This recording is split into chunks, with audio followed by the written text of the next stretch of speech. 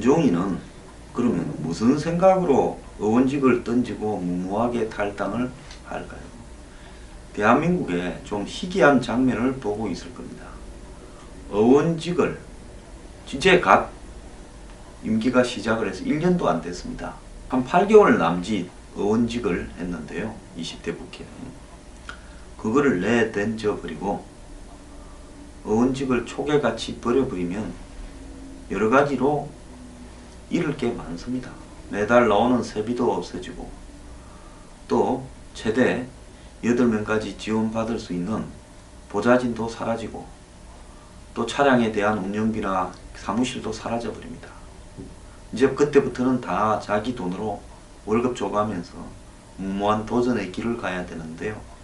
대한민국에 그 임기가 다 될 갈 때 던진 사람이 있거나 또 과거에 무슨 열린 우리당이 이탈할 때 비례대표직에 있던 사람이 이 노무현 대통령한테 한 자리 하려고 나간 이런 부분은 있을 수 있었지만은 던지고요. 근데 그런 사람들은 비례대표를 던지고 나가면 다 보장을 받았습니다.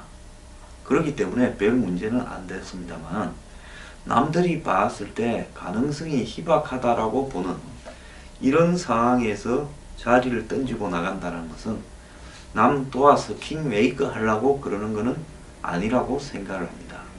그렇다면 김종인은 무슨 생각에서 그랬을까요? 제가 봤을 때 이 반문연대를 만들려고 생각을 하는 것 같습니다. 앞에서 이야기한 장기표시가 말하는 것처럼 문재인이 되면 안 된다고 생각하는 사람들이 다 모여라, 이런 이야기를 지금 하고 있는 걸로 보이는데요. 그런데 제가 평소 주장해오던, 제가 대통령 직선제가 국가안보 때문에 필요하다고 그렇게 주장을 해갖고 이걸 흔들어서는 안 된다고 말을 해왔지만 대통령이 되어서 국가안보를 흔들 수 있는 사람이 되었을 때, 대통령이 되었을 때 그때 발생할 수 있는 위험을 감안한다면 어쩔 도리 없이 안보 동맹이라는 것을 맺어서 안보를 튼튼히 하고 경제를 철저하게 개혁하고 부패를 척결하고 정경유착을 없애면서 여기에 공감하는 사람들은 다 모여야 한다라고 이야기를 했습니다. 그런데 그렇게 하는 부분이요, 사실은 많은 부분에서 이 제약 요인이 있을 수 있습니다. 자, 우리가 그걸 해서 얻는 부담이 뭐냐? 공연히 거기 가담해서 되지도 않을 일에 나중에 문재인에게 찍히는 거 아닙니다.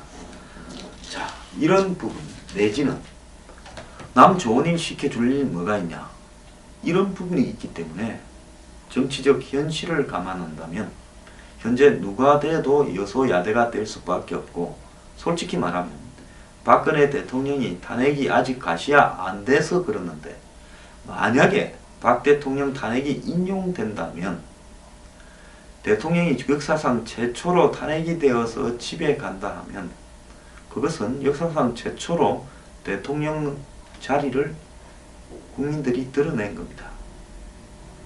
자, 이후에 대통령 하는 사람부터는, 지금까지는 대통령 하는 사람이 여러 부패 의혹이 있고 친인척이 잘못하고 여러가지 정책적인 실수를 크게 했다 하더라도, 도둑질을 좀 해먹었다 하더라도 다 눈을 감으면서 서로 덮어주고 이렇게 굴러왔는데, 이제 박근혜 대통령부터 그런 일이 발생을 하게 되면 이후부터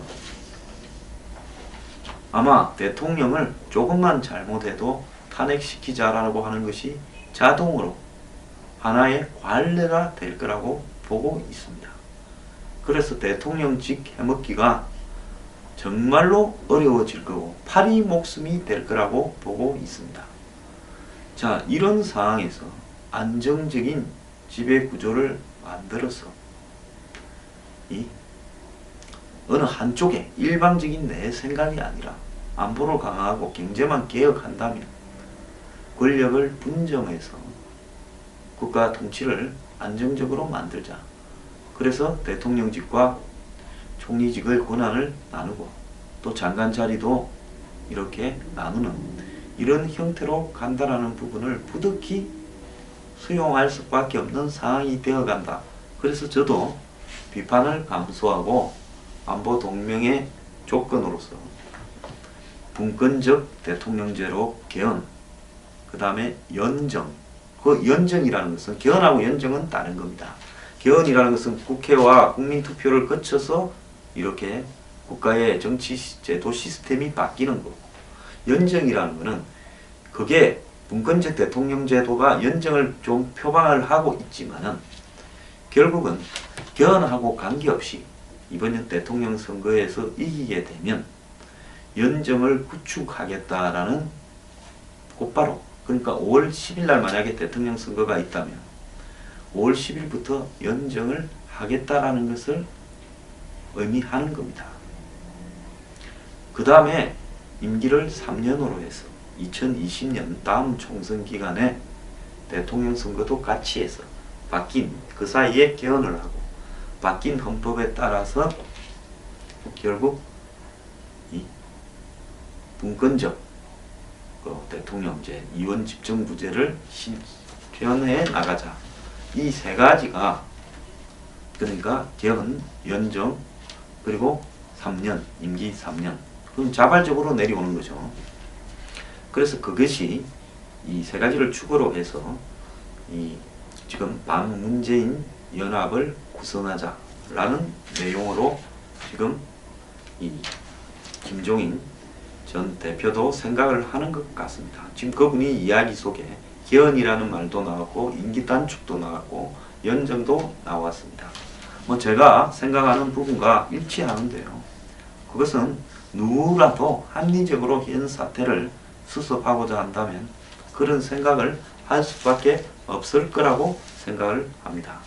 자, 여기에 대상은 국민의당, 바른정당, 그리고 이 자유한국당까지 포함해서 이 극단적인 진노나 극단적인 친박, 또 일부 그 민주당 내에 비문, 반문 의원들도 포함될 수 있다고 지금 생각을 합니다.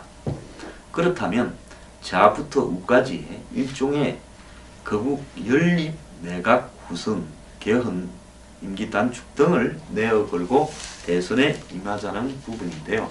이것은 현재 국회의 개헌파들의 의사와도 거의 일치합니다. 지금 국민의당, 바른정당, 그리고 자유한국당 이 세 당을 합치면 160석이 넘습니다. 그래서 35석 정도만 추가가 되면 국회에서 개헌 가결이 가능한데요.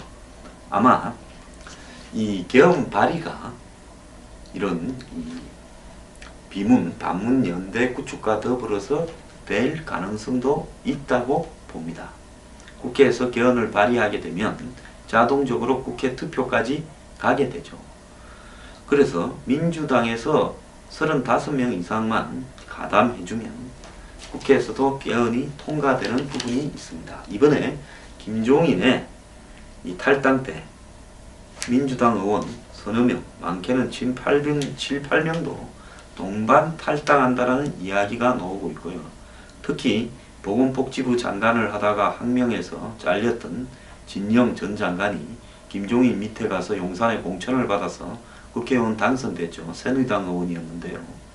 그런데 이 사람도 지금 민주당을 김종인과 더불어서 탈당을 할 것이다라는 이야기까지도 나오고 있습니다. 그래서 김종인이 어느 정당으로 가지 않겠다, 특정 정당으로 안 간다고 이야기한 부분은 결국은 어느 당에 입당해서 그 당의 대선 후보가 되는 게 아니라 개헌을 해야 되고 또 연정을 하고 더 나아가서 임기 단축을 해서 시스템을 바꾸고 싶은 사람들은 다 모여라. 그리고 거기에 가치는 자신은 안보와 경제개혁이라고 생각을 한다. 이 부분을 내세울 거라고 보고 있습니다. 자, 이와 관련해서요. 그러면 어떻게 될 거냐? 제가 지금 국회 반응을 조금씩 알아보겠습니다. 김무성 의원은 문재인 후보가 김종인 전 대표를 모실 땐 극진히 모시다가 헌신짝처럼 버렸다라고 말을 했고, 한국에는 통합 덧셈의 리더십이 필요한데 문 후보는 뺄셈의 리더십으로 어떻게 하겠다는 것인지 이해가 안 간다. 그는 김종인 전 대표가 어제 당을 떠난다고 했는데 민주당 내 친문 패권이 얼마나 심했으면 하는 안타까운 마음이 든다. 김 전 대표가 통합이 큰 과제고 그것에 최선을 다하겠다고 했는데 우리와 소신이 똑같아 이래 말을 했습니다. 정당은 통 크고 큰 길을 가야 한다. 민주당 내 친문 세력은 째째하기 그지없는 소인배의 마음을 가지고 있다. 친문 패권 세력이 정권을 잡으면 친박 패권에서 친문 패권으로의 패권 교체이고 이것은 대한민국 민주주의가 심각하게 위협을 받는 것이다. 이번 대선은 나라를 망쳐놓은 패권 세력을 심판하는 거다. 친박 친문 양극단을 배격하는 것이 국민의 현명한 판단이라고 생각을 한다. 이렇게 말을 했습니다. 손학규 전 대표도 민주당의 패권 구조로 봐서 문재인이 후보가 될 거다. 그러면 문재인 후보의 패권적인 정치 구도는 안 되지 않느냐. 박근혜 패권이 문재인 패권으로 넘어가는 거다. 국민 주권의 시대로 새로 개혁하기 위해서 문재인 대 개혁 세력 연대로 이야기할 것이다. 김종인 대표와 손학규 이렇게 같이 개혁 세력 연합을 만들어 연대해서 문재인을 이기도록 하자 이런 얘기를 했다고 전했습니다. 어제 김종인을 만났죠.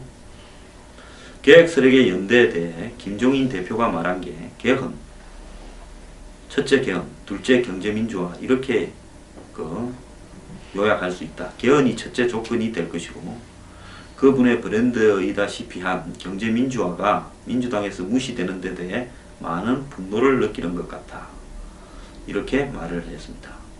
그러면서 결국 개혁세력연대가 반문연대 아니냐 이래 물으니까 문재인 후보를 중심으로 형성되고 있는 패권 세력 이것은 박근혜 패권보다도 더하면 더했지 덜한 게 아니다라고 이야기를 하면서 누가 대통령이 차기에 되든 여소야대에서 연립정권을 구성해야 되는데 현행 헌법하에서 연립정권이라는 것이 안 된다. 헌법을 바꿔야 하는데 문재인 후보 같은 경우에는 대통령이 돼서 지금 현재 박정희 체제를 그대로 끌고 가겠다라는 거다. 제가 이거 오탄가 싶었는데 오탄은 아닌 것 같습니다. 박근혜 체제인데 박정희 체제라고 했는가 싶은데요. 어쨌거나 손 후보는 비슷하게 생각을 하는 것 같습니다.